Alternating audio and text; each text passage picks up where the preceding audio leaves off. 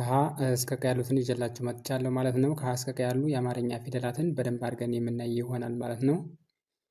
በመጀመሪያ ግን ይህን ቪዲዮ ከማየታችሁ በፊት ቪዲዮውን ላይክ፣ ሼር እና ሳብስክራይብ አድርጋችሁ ጀምሩ። አሁን ቀጥታ ወደ ቪዲዮ እንሂድ።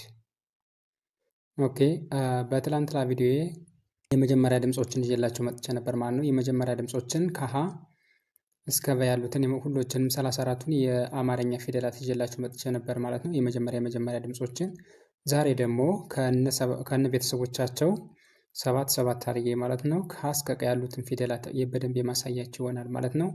በማያዳግም እርምጃ በደንብ አድርጌ ያሳያችኋለሁ። እናንተም አብራችሁ ከኔ ጋር እየተከታተላችሁ እያነበባችሁ መሄድ ይጠበቅባችኋል ማለት ነው። አሁን አማርኛ ፊደሎችን ስናነብ በመጀመሪያ ቅድሚያ ማድረግ የሚጠበቅብን ምንድነው? ብዙ የምንተገብራቸው ነገሮች አሉ። አንደኛ ቅርጽ መለየት ነው። ቅርጽን መለየት